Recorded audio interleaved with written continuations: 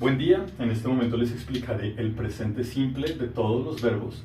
En la clase anterior fue el presente simple del verbo ser o estar y hoy nos enfocaremos en todos los demás verbos, tanto de acción como de estado. ¿Para qué utilizamos el presente simple? El presente simple se utiliza para rutinas o para cosas que son verdad. ¿Cómo así para rutinas y cómo así para cosas que son verdad? Una rutina: me levanto a las 3:30, desayuno a las 3:45, salgo a trabajar a las 4. Esos son rutinas. Y cosas que son verdad, ¿cómo así? Por ejemplo, yo estoy en mi oficina. Yo trabajo como profesor. Hoy es miércoles, por ejemplo, solo el día que estoy haciendo este video. Esos son verdades, ¿de acuerdo? Son realidades. Ahora bien, ¿cómo utilizamos el presente simple? El presente simple va a tener solo dos posibles conjugaciones. En español, nosotros tenemos diferentes conjugaciones para el mismo verbo. Es un idioma extremadamente irregular, mientras que en inglés va a ser bastante regular. Solo vamos a tener dos posibles conjugaciones para cada verbo. La primera conjugación va a ser para primera persona, segunda persona y plurales.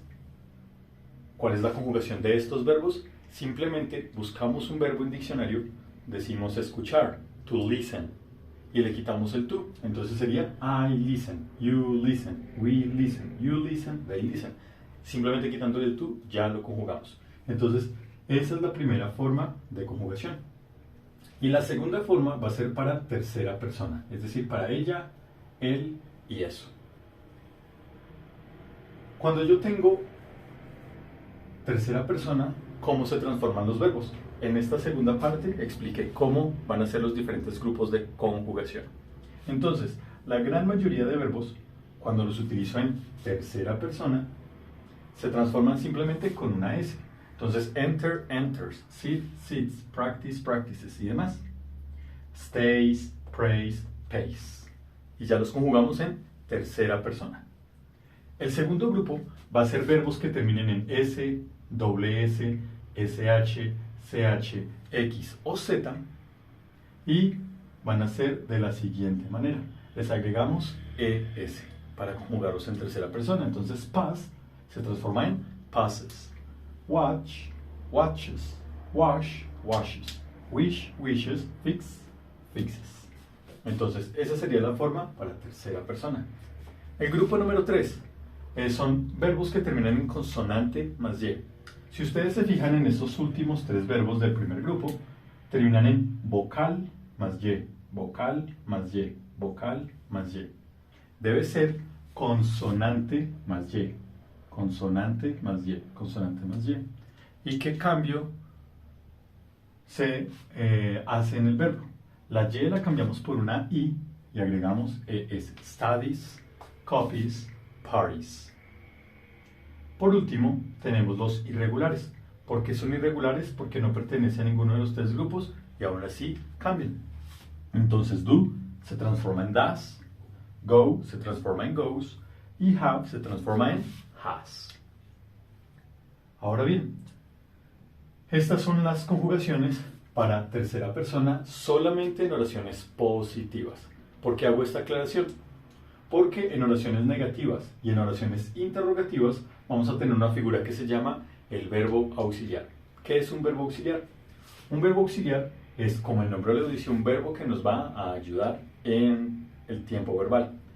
Nos va a ayudar con dos tareas. Primero, yo no puedo dejar la negación sola. Yo no puedo hacer una oración de esta manera. I not work. Tampoco puedo decir I work not. Como no puedo hacer ninguna de las dos, esa es la primera tarea del auxiliar: acompañar la negación. ¿Qué traduce el auxiliar? El auxiliar traduce la conjugación del verbo. Yo no trabajo. Así es como Tarzán. Yo no trabajar. Yo no trabajo.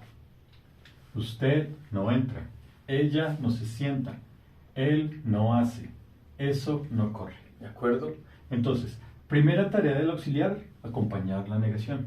Segunda tarea del auxiliar: conjugar el verbo. Como en primera persona, segunda persona y plurales, la conjugación en oraciones positivas es exactamente igual. No notamos el cambio. No notamos el trabajo que hace el auxiliar. Pero en tercera persona ya es notorio. ¿Por qué? Porque tenemos el auxiliar y el verbo. Si ustedes se fijan, ya no lleva ni la S, ni la ES, y si fuera el caso, tampoco llevaría IES. Profesor, ¿hay conflicto entre el auxiliar y el verbo principal que sean la misma palabra? No. Esto es un verbo auxiliar, esto es un verbo principal. Esto no traduce absolutamente nada. Si yo borro el verbo, ahí estaría diciendo él no. Por ejemplo, él no su tarea. Al revés, si yo borrara el auxiliar, ahí estaría diciendo él no hacer su tarea. Ya juntos es que forman la oración conjugada. Él no hace su tarea. ¿Y qué sucede en oraciones interrogativas? En oraciones interrogativas yo necesito colocar algo antes del sujeto, como en este caso. Así que el auxiliar nos dice que es una pregunta. ¿Do I look okay? Por ejemplo, does he do his homework?